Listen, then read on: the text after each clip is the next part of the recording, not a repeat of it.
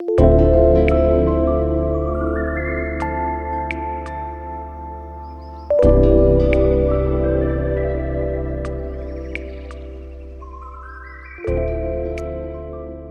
again, everyone, thank you again for coming to Charm City Books. My name is Niccara, and my co-host is over there is Brandon. And we have our podcast, But Make It Books, where we are bookishly healing through life. And I'm very excited for this talk with Christine Platt and her book, The Afro Minimalist. So let's give it up for Christine.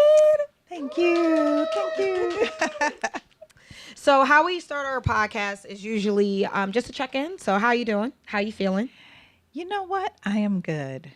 I am good. It's been a good day. Got some writing done today. And yeah, I'm here. It's a lovely bookstore with these lovely people talking about something that I enjoy very much. And so I'm good. I'm good. I love that. I love that. Not as bad, whoever that is. That's out there. we call that the Baltimore soundtrack. Oh, okay. So now I'm doing much better than whoever's contributing to that soundtrack. Yes, always, always. So we also try to start off our podcast with a snowball, our version of an icebreaker. Okay. Because in Baltimore, we are known for our snowball. Now, me, I like my marshmallow on the bottom and also on the top because I'm a glutton for sweets. I'm not a minimalist for sugar, as Bert said earlier. So what was the hardest thing you had to get rid of that you didn't think it was going to be hard for you to get rid of? The hardest thing, I mean, I wrote about one of them in the book, which was this black Casper suit, which now in retrospect, my God, like I don't even know why I was holding on to it. But at the time, it was so hard for me to let go of. I still had a monetary attachment to things. And I remember like, man, that suit is so bad. And like, I paid so much money for it. And like, I just remember how it would make me feel every time I put it on. But, you know, after a while, like you whittle everything down, you know, the first things you get through are like the t-shirts you weren't wearing anyway. Then you got to go to the next layer and you're like, that just doesn't fit anymore. Right.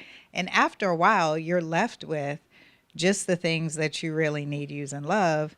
And then the things that you just don't want to get rid of, right? And so after a while, I had to really confront it and say to myself, like, how long are you going to continue to hold on to something that you don't need, use, and love just because you don't want to give it away for free?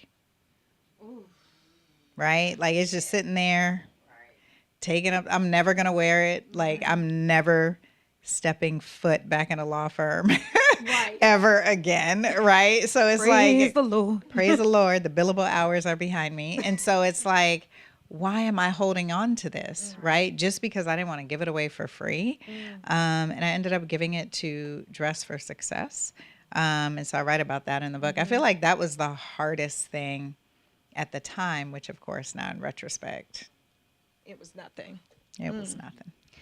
So before we get into it, because you just brought so many things to my brain, explain, because we know what minimalism is. We've seen it. It's like the beige and very white. We don't really see people who look like us.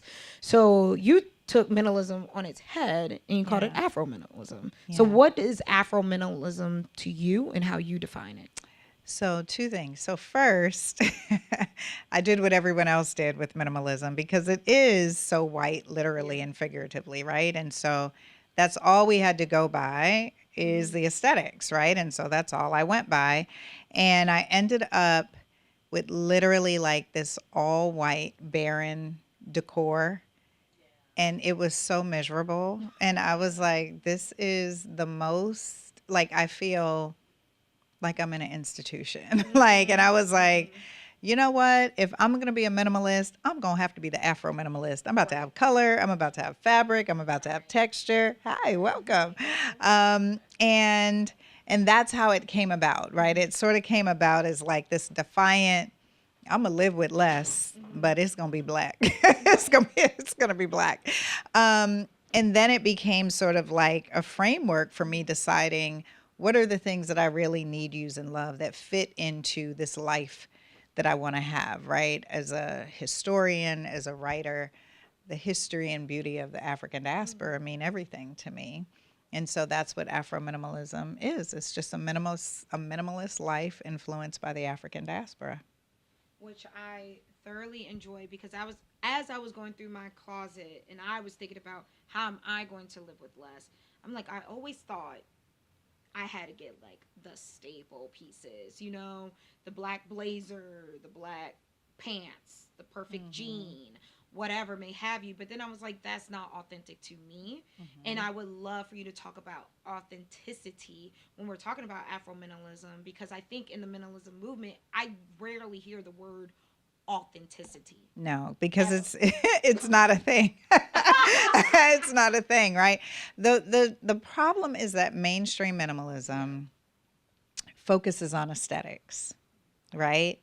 And the aesthetics of mainstream minimalism either are what have people say, there's no way I can be a minimalist. Like, I want to live with less, but if it has to look like that, there is no way, right? Or they do what I did, which is sort of like try to adapt to this minimalist lifestyle, and it feels so barren and inauthentic that they're like, forget it, right? Or they clear out their space and all of a sudden it's filled back up with more stuff. And the practice of minimalism is what I really ended up delving into, which is we have to understand our unique psychologies of ownership. And when we talk about ownership, this is where the conversation with Black and brown folks takes on a whole new meaning, and it's a whole separate conversation that has to be had, right? Based on our history, based on even our discomfort with ownership, knowing that our ancestors were owned, based on many of us being the first generation to being able to buy whatever we wanted, to even have disposable income, right? And so like ownership for us, I grew up in scarcity, there's so many layers and complications that before you even pull out a donation bag, you need to be figuring out, what are your motivations? What are your attachments? What are you bringing with you from childhood? What are the cultural expectations? What are these societal expectations that you're adhering to? What are some of the adages that we grew up with that sort of frame our understanding of how we spend and how we live, right? Like, live for today because tomorrow isn't promised. It ain't promised, but we living a lot longer than we used to, right? And like a lot of those adages come from Jim Crow era, right? When you really did not know. Right? Tomorrow literally was not promised, right? And so a lot of the adages and things that we hold on to and hold so dear in our community are things that we have to start to challenge now and think about and say, I think it's time for us to shift the conversation a little bit, and we have an opportunity to be generational wealth builders, but we can't do that as long as we keep subscribing to this white supremacy structure of buy. Which leads me to my next question, what I found interesting and dragged me, because I have been sitting with things with myself about how I would like to live my life and what is important to me. And silent identity markers. You talked about that in your book. And for those who don't know what silent identity markers are, it's these little things that you buy to say you are of a certain class or you are prescribed to a certain system. So an Hermes scarf or a BMW 5 Series or like all these things that you think you want, but do you actually want them? So can you talk a little bit about that as well? Yeah. And I mean, first of all, there's nothing wrong with having nice things, right? So this is also, mainstream minimalist culture is so toxic, right? Because it's like this grading system, right? It's like, well, if you really want to be a minimalist, you would need nice things. Right. I like nice things, right? Like, and nice things last. Yeah, right? And so the thing is, conspicuous consumption has been around forever. Our parents called it keeping up with the Joneses, right? So keeping up with the Joneses is when you're buying the things and you're getting the things that sort of signify, or signal to others that I have made it, right? The problem is that the bar is always moving. There's always a new thing. There's always right? And I think there is a really big difference. And this is where that authenticity piece comes in, where it's like, am I buying the thing because this is the thing that I love and I want and it lasts? And maybe I got the BMW because they have the best warranty policy out of all the luxury cars, as opposed to, I really can't afford this BMW, but I'm going to buy, right? Like, I think, right? Like, I think there are different conversations to be had there. And again, this is where like our culture really comes in to play, right? Because, and I'm researching so much right now on the new book, which is part 2 of this book. It's called Less is Liberation, Finding Freedom from a Life of Overwhelm. And while this book is really delving into our belongings and our psychology of ownership around things, this is about habits, behaviors, and beliefs that no longer serve us. And this idea of being first gen everything has really been something that I've been researching, because I think it buys into all this, conspicuous consumption and the signaling, and also just not knowing, right? Like when you are first gen, you don't have anyone to ask. You don't have anyone to guide you.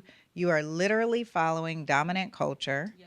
And dominant culture is grind culture. It is buy culture. It is signaling that you have all the things culture, right? And so I think so many of us are just doing what we think is best, right? And so, part of the conversation, why I call this a holistic sort of approach to minimalism, is it's really not about getting rid of the black Casper suit, right? It really is about those 4 steps: acknowledging your overconsumption or your overwhelm, if you're, talking about your feelings and everything that you have going on in life. And then it's that forgiveness, right? No one ever talks about the need to extend yourself and the people who raised you and your community's grace, right? Because a lot of our habits and behaviors come from a community and culture who love us, right? But they also come from a place of survival, right? It's telling you need to dress the part to look the part, right?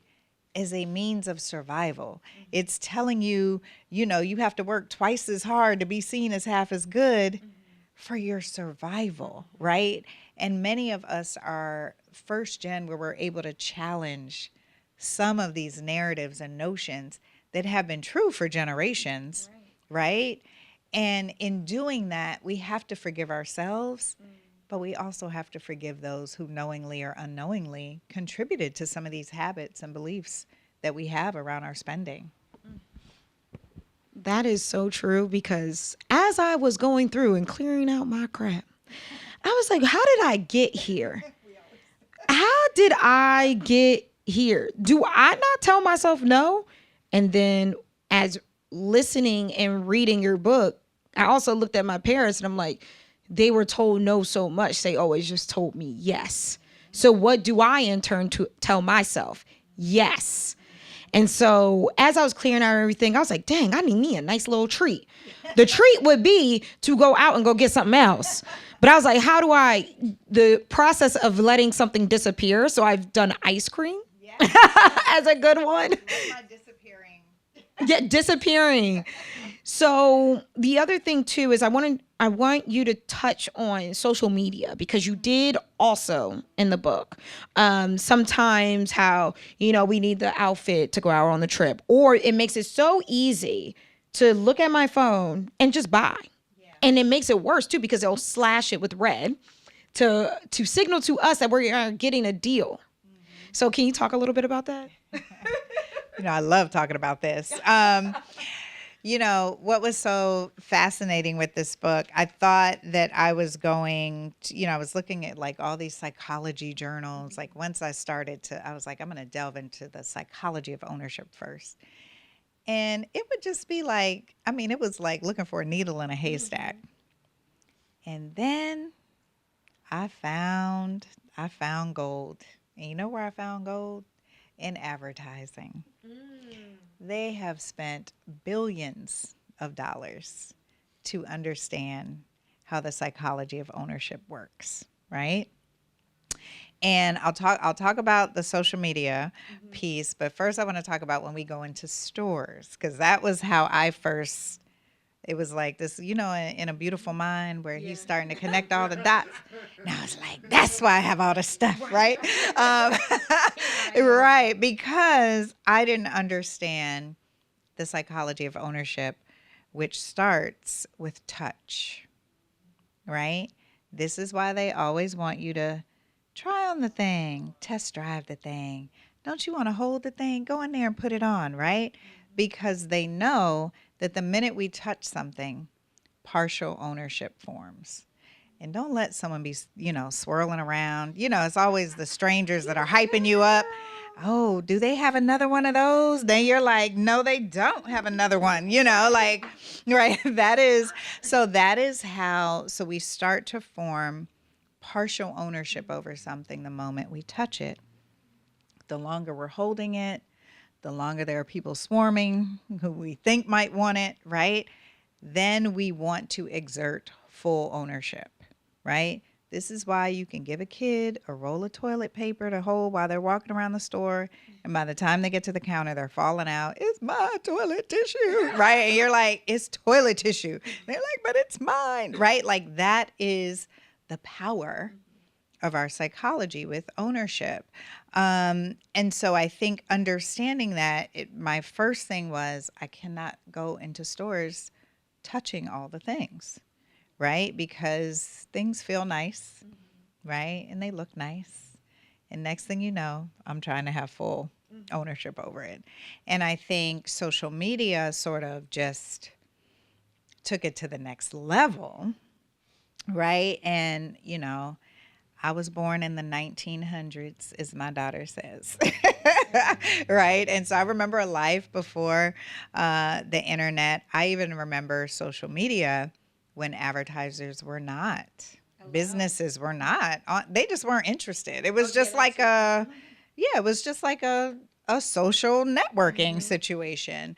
And then when it became a place where businesses could advertise, when it became a place where things were monetized, all of a sudden it's like the new going for a window shopping walk, right? It's like I'm just trying to see what my friend is up to. I'm just trying to see when the next event is at Charm City Books. And here come all the advertisements. Look at this dress. Look at these shoes. Tap here, right? Right. You tap. You tap. And the technology and the advancements are astounding. I remember when you would have to literally go to their website, right? Now I tap on the picture on Instagram. It's taking me right there. Somehow my credit card information is saved in there, right? And it's so easy to get the thing, right? And again, the psychology of ownership still is what it is, right? That's why when a few days later, you like, what's that box? I ain't ordered nothing. You already forgot you ordered the thing. But then it comes into your house and then you feel responsible for it. Then you're like, am I really going to go to the post office and take this back? It's so easy to accumulate the things. And so I think, we have to just be more intentional about everything, about how we spend our time, about what we tap on, about what we touch, because it really is easy. And again, they've spent billions of dollars to make it easy, because they know people like you're not gonna take the thing back to the post office. For me, I don't have my credit card information saved If they somehow magically save it, I delete it, right? Because that's a deterrent for me. I'm not gonna lie, I will tap, right? Like we all tap. Oh, that's cute, right? But then if I have to get up and get my credit card, then I'm like, girl, you don't need that, right? Like part of the overconsumption is the ease in which they've made it easy for us to overconsume. Makes it easier for us to overconsume.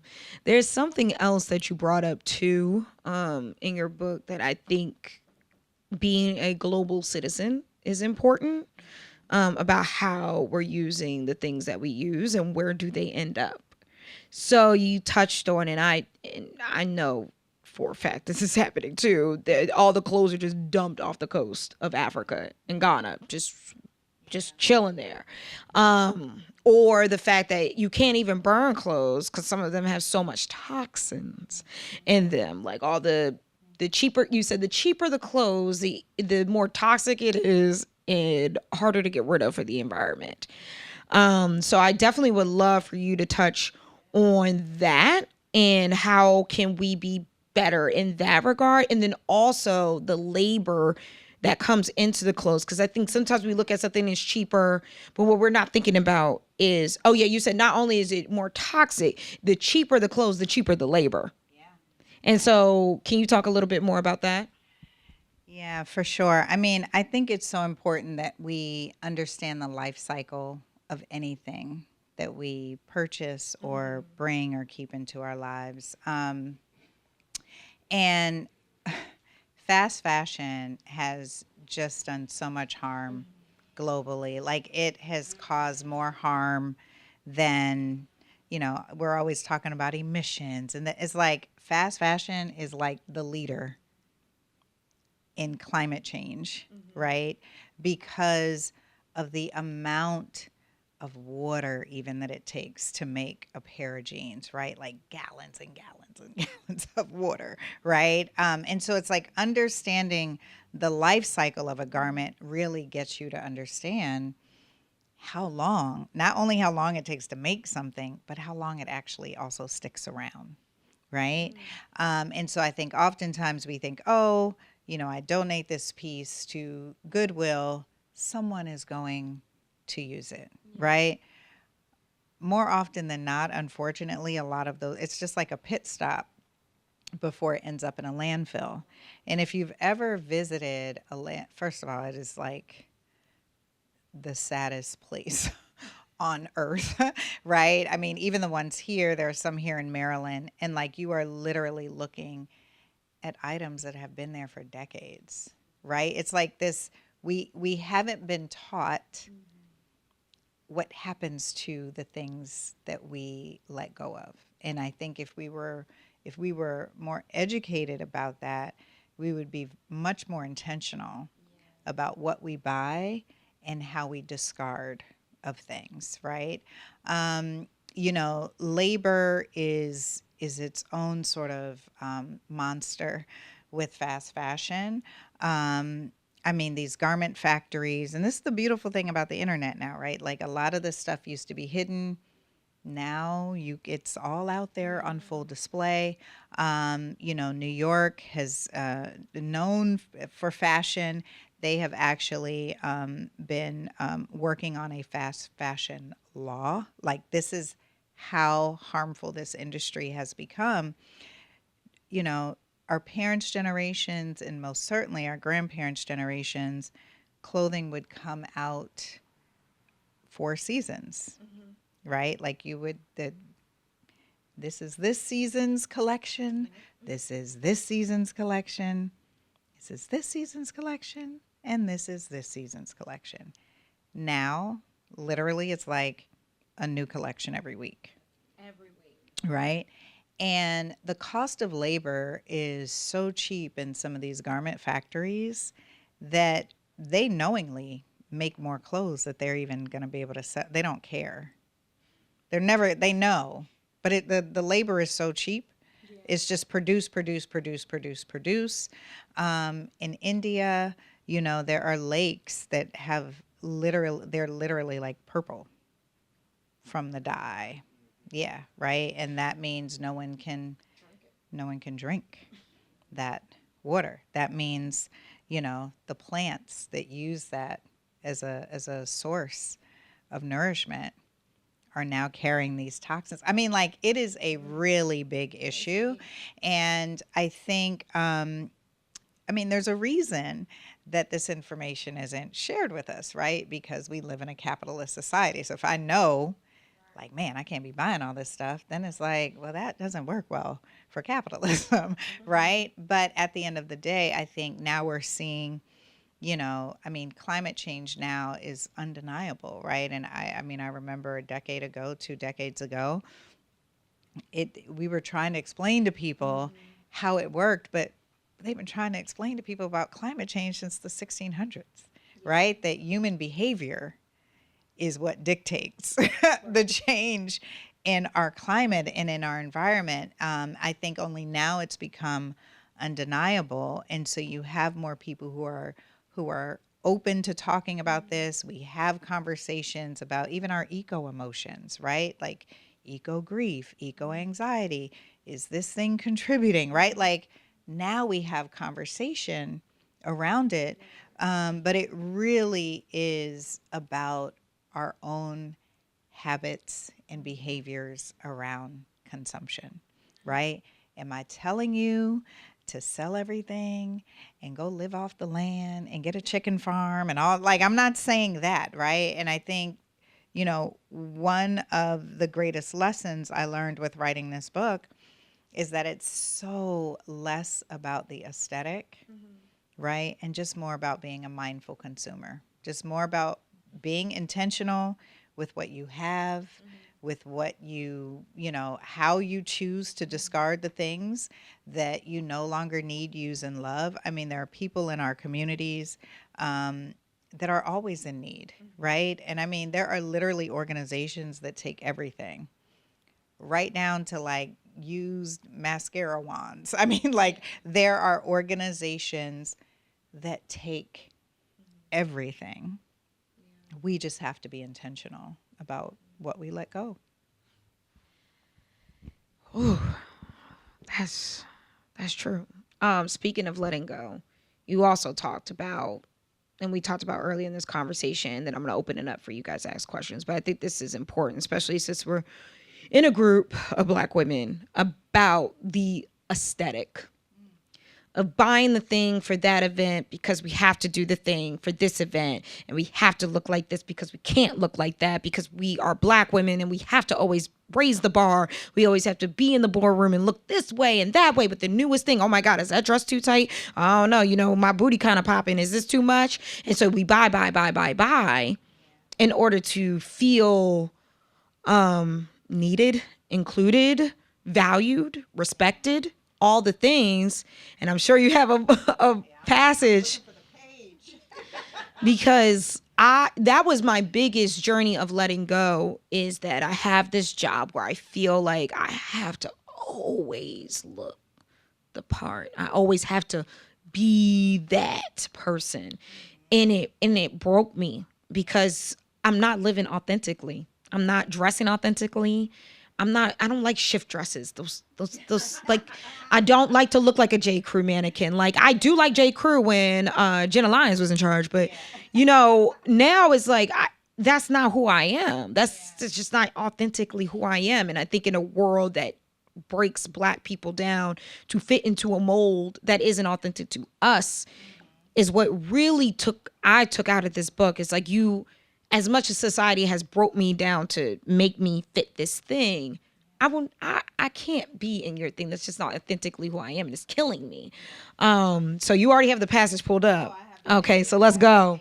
I mean, also shout out to my publisher for really letting me dig deep in with this book, right? Like, there are these Black pages that are curated just for us, called For the Culture, because like I said earlier, like, our lived experiences just make this journey very different for us, and Black folks, I love us and we love to talk about resistance, and we love to talk about liberation, except for our things, right? And oftentimes that is those are the very things that are keeping us bound, right? And from living the true, free, liberating lives that we want to live. So, in this section of the book, and this is on page 80 for anyone who has the paperback. And in this section, it's why it's so hard to let go. And this For the Culture page reads, ownership is an especially complicated matter for people of the African diaspora.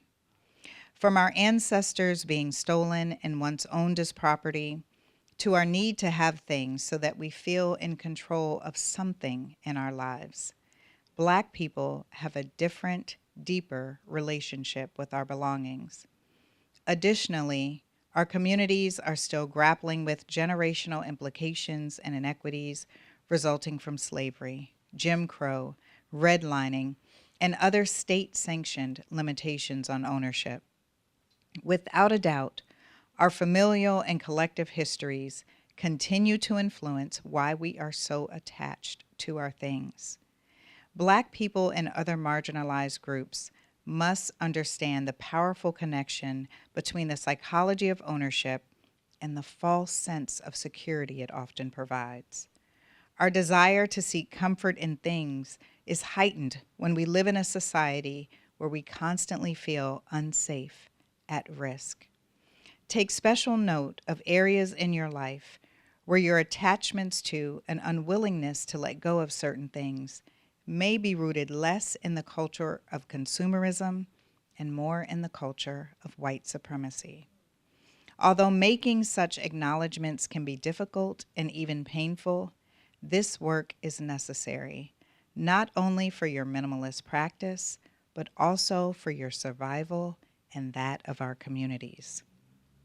If our resources are used to purchase things for comfort instead of building generational wealth, we run the risk of not only remaining victims of systemic oppression, but even worse, contributing to it. Right? That's the line that dragged me. That's the part that dragged me to Kingdom Come. But it's so true because, you know, we're buying the suits and I mean, I had all the suits, I had all the handbags, I had all the shoes, I had all the things, right? To make me feel like I looked the part, to make me feel like I would be accepted in these predominantly white spaces, right? And a lot of this pressure is pressure we put on ourselves. A lot of this pressure, again, is culturally, the adages that we grew up with, right?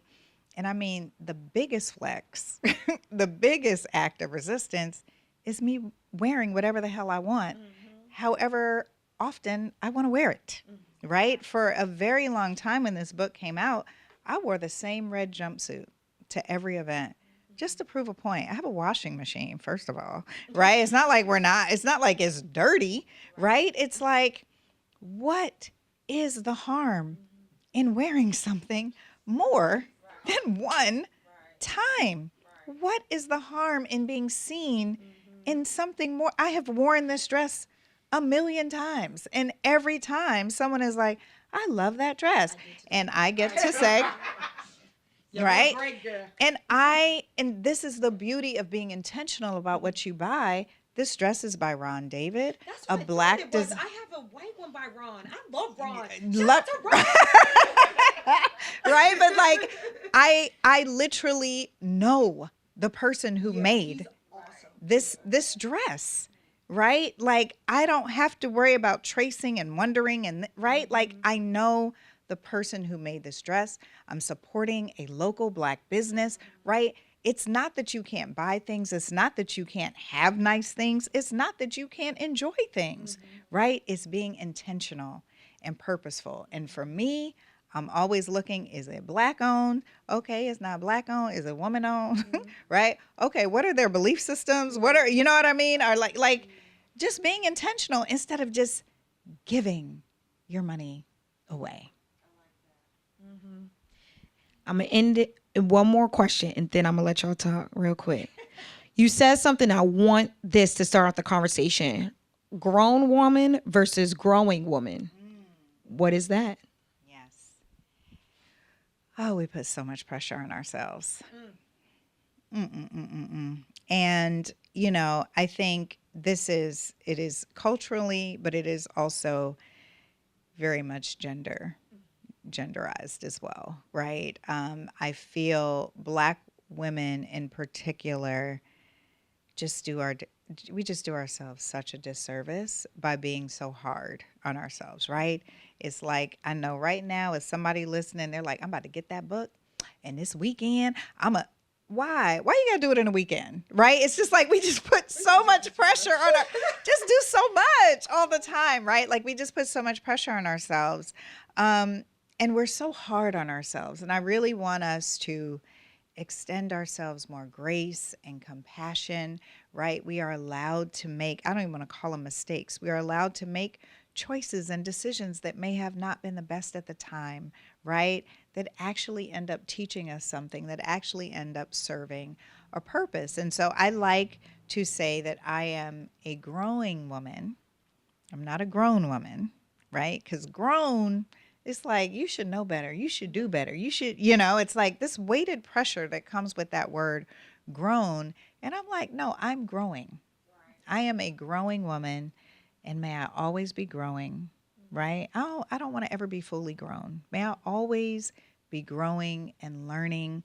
And with growing and learning comes making choices and decisions that may not have been the best at the time. You learn from them. You move forward. You're growing. I love that. Does anybody have any questions? I know that was a lot. That was a lot. It was a lot. You got to take it all in. It's a lot. I have a question regarding the clearing out things, and the question about what was the hardest things to let go of, and so I've lost some really close relatives, and I have their things. And so one of the, I didn't realize, like with my mom, how like I was attached to some things, and it was very emotional for me to release them, like bag of clothes. And I'm like, okay, well, I was having company and I didn't want to leave them downstairs. So I had my nephew bring the bag of clothes and put them in my bedroom. And I slept with them for a minute before I was able to release it. And so I have a really tight relationship with Purple Heart right now, because my mom, then my stepmom, then my brother, and it's just been, one of the questions is, when I give to Purple Heart, is that like one of those things where it's ending up in landfills, or okay.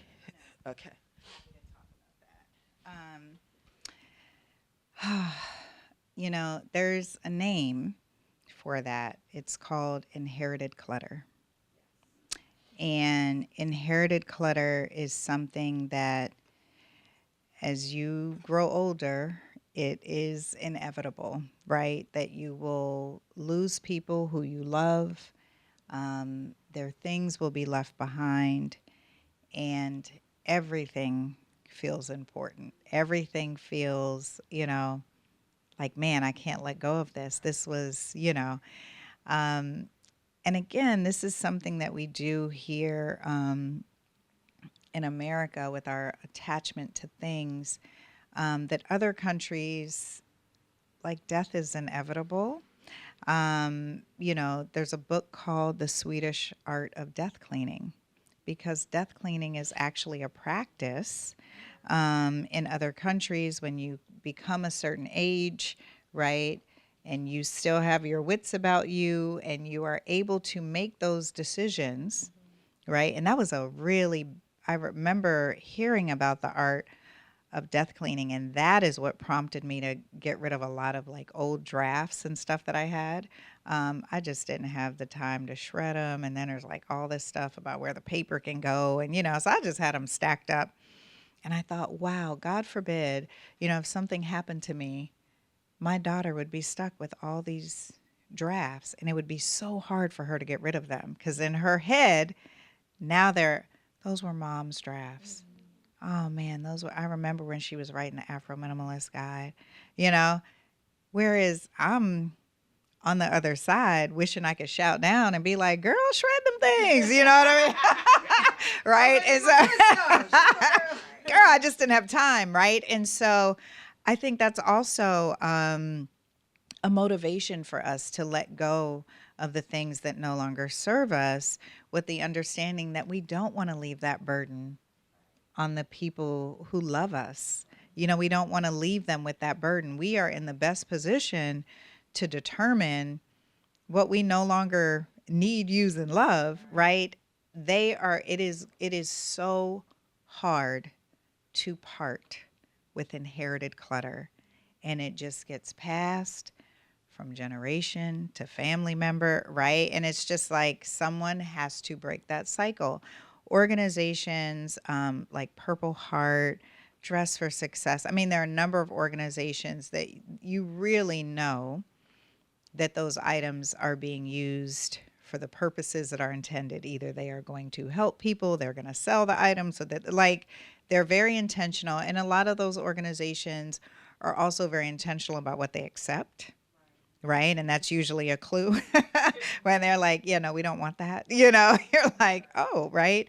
And I think that's another thing for us to consider, right? Like, this is not a trash dump, right? Like, you don't need to donate your trash. You don't need to donate the puzzle set with the missing piece and the poor little kid who has to put that puzzle together and gets there and realize, like, be mindful and intentional and respectful, right? About that it's so important. And so I love that you brought that up, because inherited clutter is a real challenge. I mean, that's like a universal challenge, but I think in particular in our community as well.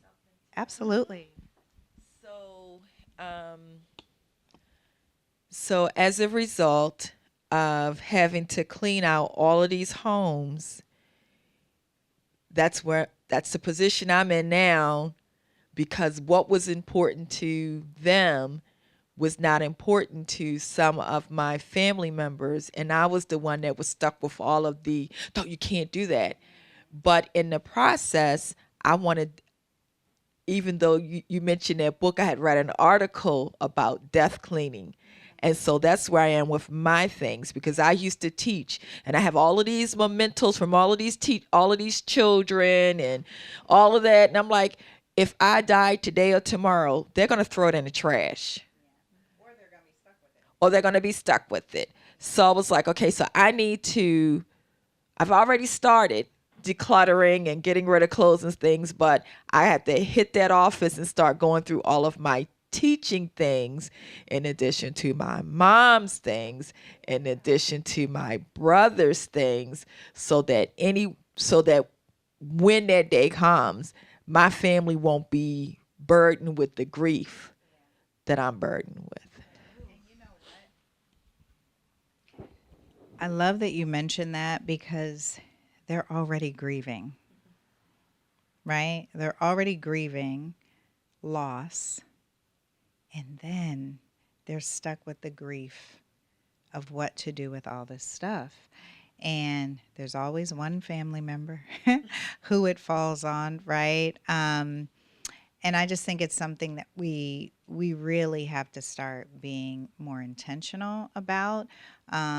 Also, people love and need those things. Also, some of that stuff could be in a museum, right? Like some of this stuff is like really powerful stuff. And I remember I was doing work on a novel about the fate of Afro-Germans during the Holocaust. And I was always at the Holocaust Museum doing research. The reference library is upstairs. The reference librarians there are wonderful. And I remember being there one time, and a memento was coming into the museum. And I mean, it was like, I mean, even now it makes me emotional. The silence, the reverence that fell over that space, the white gloves coming on, right? And our histories and our stories are just as deserving of that respect, right? The capturing of some of those things that are ancestral mementos, right? Like, I mean, my mom recently gave me my grandmother's Bible. You know, like there are certain things that we keep and we hold on to and we pass down, and those things are like anchors for us and our family, right? There are other things we can let go of.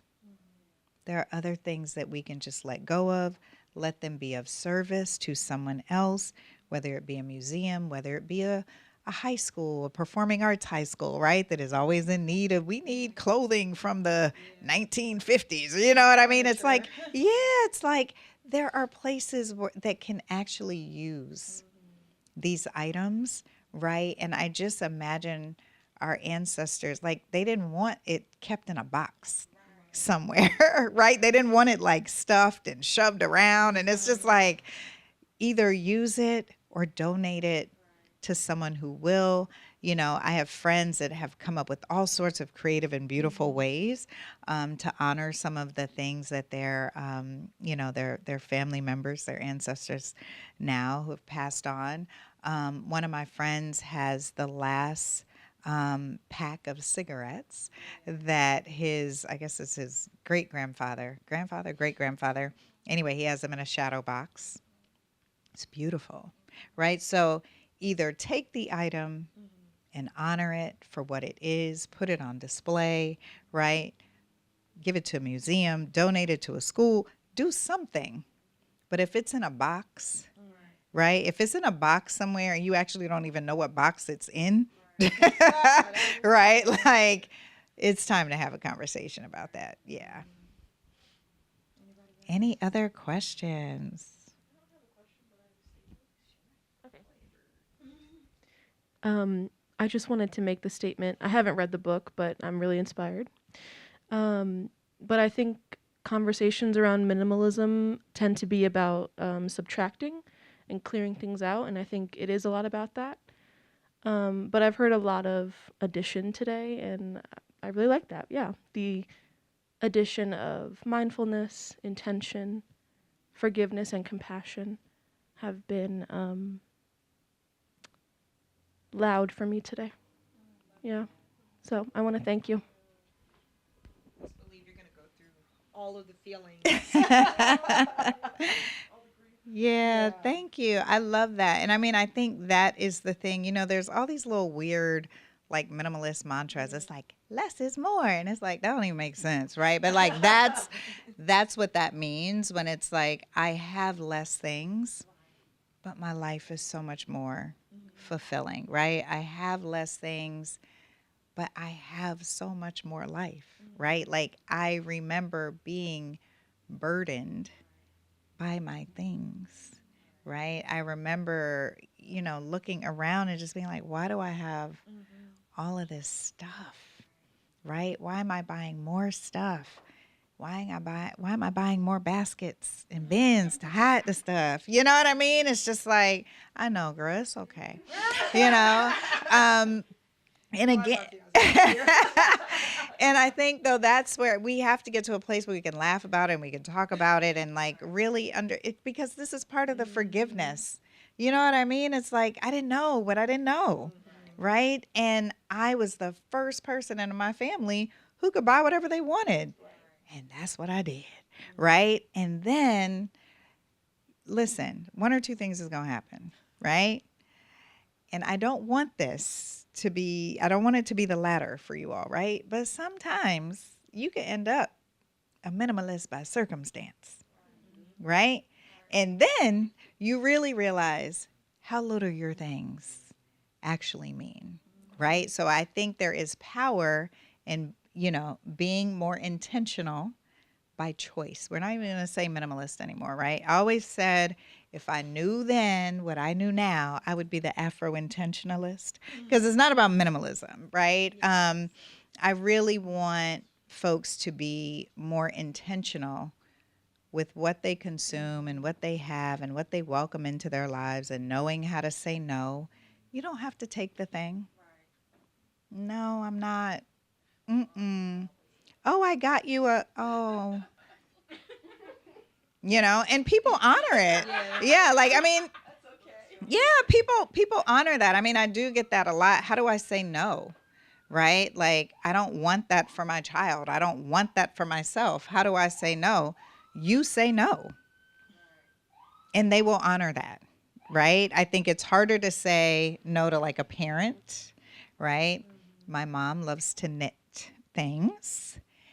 And I had to say, Mommy, like, please don't knit me another thing. Like, we really don't have any more space, Or I love that blanket that you knit and wanted to give to me, even though I told you not to.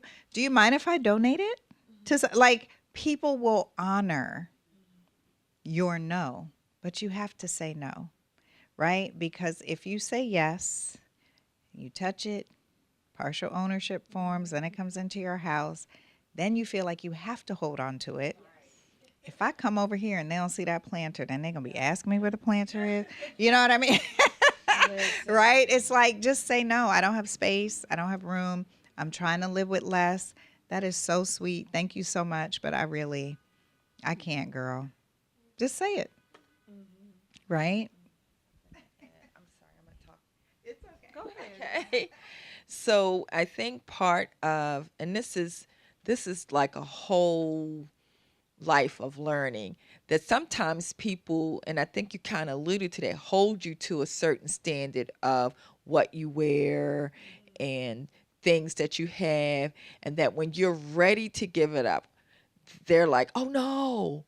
And so for me, I gave up my home and I left a lot of stuff. Like, I left a grand piano, and my sister, she really freaks out with me if I mention some of the stuff that I left, and I have to tell her to stop, because it inflicts something on me that I don't want to feel.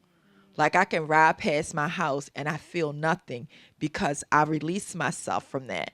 But other people want to make you feel like, oh my goodness, and you gave that beautiful, and you left that beautiful, and you did that beautiful. And I felt like, I guess I'm not going to say grown anymore. I'm going to say a growing woman, because I was able to walk away from some things and not feel anything about it, because I had accumulated too much. I was living where I really couldn't afford it anymore. It was causing too much stress on me.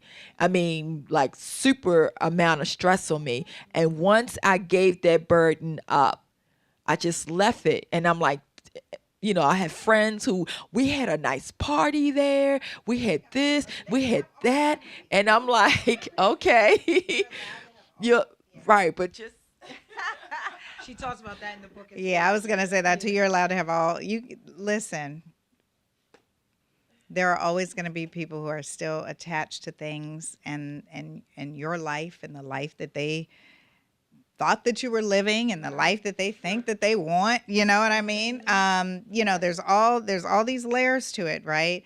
But I think that is the liberating, that is the freedom, right? To say, I don't need this house to be happy. I don't need these things to be happy. Real liberation is saying, if this job no longer serves me, I can leave, because I am not working just to pay for the things, right?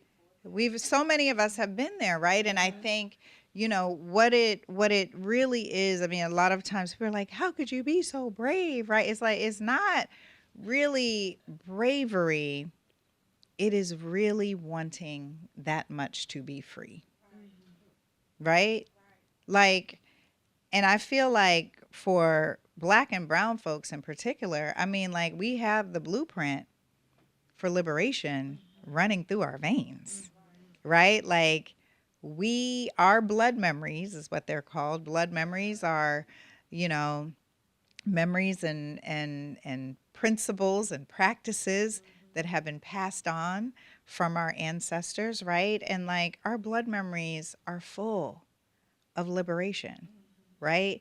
And what they were escaping, what we trying to escape, pales in comparison. So if you really want to get free, you can get free, right? But I think there's a lot of fear. There's a lot of emotional sort of challenges that people have to work through, right? Like, there's guilt, there's shame, there's all of that. And all of those emotions were still there when our ancestors had to do what they had to do. How guilty to desire your own freedom so much that you have to leave a family member behind because they can't make the trip. How shameful to be the only one to have escaped the plantation, right? Like, the same emotions that we are working through with our stuff are the same emotions that our ancestors had to work through, but they wanted to be free just that bad, right? And so if we truly want to talk about liberation, if we truly want to talk about resistance, this is personal liberation. And it is saying, I don't care what it takes. I don't care what people think. What I know is, in this big house with all these things, I am not happy. I am not free. I feel trapped. I feel bound. I want to get out. And making the decision and making the choice to do so. Trapped by things. I didn't discuss it with anyone. Trapped by things. Thanks. So my particular brand of neurodivergence loves novelty. And so I found myself, especially as I'm practicing more, consuming less, I'm like, just I'm moving things around the house. In terms of clothes, I've tried like clothing rentals to like add some little spice every month and fulfill that little need. And so I was just curious if there are other things, and I can't recall if you discuss this in the book, but other things, other strategies you do to just keep things feeling fresh for you for whatever those things are that you like that new energy. Yeah, it's a great question. And first of all, everyone has a thing. Okay. So don't fool yourselves out there. If it's not clothes, it's something else, right? I mean, I have folks that have said, like, I just don't consume a lot of clothes. I have 5 t-shirts and 2 jeans. And I'm like, what's your pantry look like? Right? Oh, you're one of the 10 for 10 lovers, right? Even though it's just you and you're never going to eat all that cereal. So we all have a thing. For me, my thing are, I love health and beauty products and skincare products. I just love it. It does. But that is my thing. And, even though I don't have any hair, right? Like, I would be buying full size products, right? So for me to keep things fresh and new, I do a lot of like trial size products. It allows me to, still get to try new things, but then also try to figure out, do I really want the full sized item? I also think buy nothing groups are wonderful.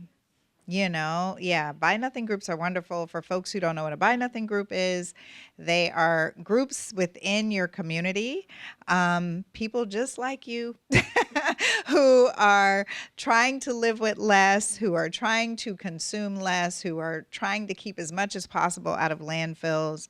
And so it is just like an exchange sort of system. And I feel like it's what our parents and our grandparents used to do, right? It's like, so and so's son outgrew the bed. You just had your toddler just turned 2. Here's a bed, kind of thing. And what's so beautiful is you get to meet a lot of people in your community. It keeps you from buying the bundt pan that you're only going to use at Christmas time. You just borrow a bundt pan, like little things like that. And so I think like utilizing buy nothing groups, right? Like if there are certain things, products disappear. But if your novelty is something that doesn't really disappear, thinking about a way that how can this work with your local buy nothing group, right? And people can get super creative in terms of like donating. I remember reading about a group of friends. Every Christmas, what they do is they go in their closets, they pick one handbag that they are ready to part with, and they stuff it with all sorts of things, right? Like scarves that they're no longer wearing, gifts that they accepted that they really didn't want, right? And they just stuff it. And then they take them to a local women's shelter. Oh, I love that. Yeah. So, and I think it goes back to what you were saying about Purple Heart with me, with the Black Casper suit. It is easier to let go of things when you know they're going to someone who really needs it. You know what I mean? And so there are all sorts of creative ways. I talk about it in the book. The only birthday party that my daughter remembers and the one that she loved the most, we had a carnival in her. I was like just starting this minimalist journey, but not for real, And so it's like, I'm going to start with my child because I don't want to start with myself. And so I was like, she does not need a single thing for her birthday. Like literally, I'm like, what do you want for your birthday? And our children are overwhelmed, right? Because it goes back to what you were saying about your parents. A lot of us either grew up in scarcity or grew up not having. As parents, we end up over course correcting sometimes and doing the absolute most. And so I was one of those parents with my daughter. And so by the time it was her 8th birthday, I mean, she had everything. And I would be so upset. Your room is so messy. Your room is so cluttered, as if she's out buying the stuff, right? Like I'm the one. But anyway, so for her birthday party, I said, I could just see all the little toys and nonsense trickling in. And I said, you know what? I'm just going to have everyone bring a canned good. One canned good. And that will give them entrance to the carnival that we had set up in the backyard. And we were going to donate the canned goods to the Bowie Interfaith Pantry, which is a wonderful, wonderful place. And so I started getting all these calls from parents. It's like 2 days before, night before the party. They're like, what is happening? Because, so-and-so is in the pantry and they're grabbing all this stuff. The kids, no one brought a can. They bought bags of groceries to the point where we had 2 shopping carts full of groceries. I had all the kids sign a card. My daughter and I took it to the Bowie Interfaith Food Pantry. She got to meet the staff. I mean, like, it was such a teachable, beautiful moment. And I remember just crying after, right? And thinking of how many times in my own life and in my own journey when I was one paycheck away from needing to be at a food pantry, right? And just like there are all these moments that we can really utilize the blessings that we have to help others. And so I also want to encourage people to be creative in ways that they choose to let go of things and also not accumulate more things. If your kid's birthday is in August or July, have all the kids, bring a backpack, right? A backpack full of school supplies, and you donate it to, a local organization that collects backpacks and school supplies. Like, it's not hard. And also children love this. Like, I think we have this fear that if we don't do for our kids, if we don't get them the thing, all they really want is our love and attention. And if you don't believe me, give them a black donation bag Tell them to go in their room. Just there are a lot of you're so fortunate to have all this stuff. You have so much stuff. You can barely walk in your room. Do you know there are kids that are literally right down the street who don't even have one toy? Do you think you can go through your room and just find a few things that you might want to give them? Watch how fast they fill up that bag. You're going to be the one digging in the bag. Well, it was me. I don't want to say what you will do. I did that practice. And I was all in the bag, like, not the Harry Potter sweatshirt, like, not our Harry Potter, right? Like, we are attached to the things, but for, like, children still have empathy. And this idea that they are helping another child or giving something to another, they want to do it, right? And so I think there are so many beautiful ways and teachable ways I love the handbags and doing that every Christmas. I always thought that was so beautiful. That's cute. That was cute. That's cute. I like that one. You actually gave me an idea for my birthday. I think we're gonna do feminine products for because my birthday's coming at the end of the month with me and my best friend. So I definitely think I'm gonna do that because I'm like, please don't bring me nothing. I don't need nothing else. I don't need not one more damn thing. Please don't bring nothing else in this house. I'm gonna get yelled at, boy. Oh my Lord, today. So this wraps up another episode of ... But Make It Books. I want to thank all of y'all for coming in, and I more importantly want to thank Christine. So let's give her one final round of applause. So we're going to be able to, the book is for sale, and Brandon will be here to check you out, and then Christine will obviously be here to sign. But if you want a picture, just let me know. All right, thank you guys, and please drink.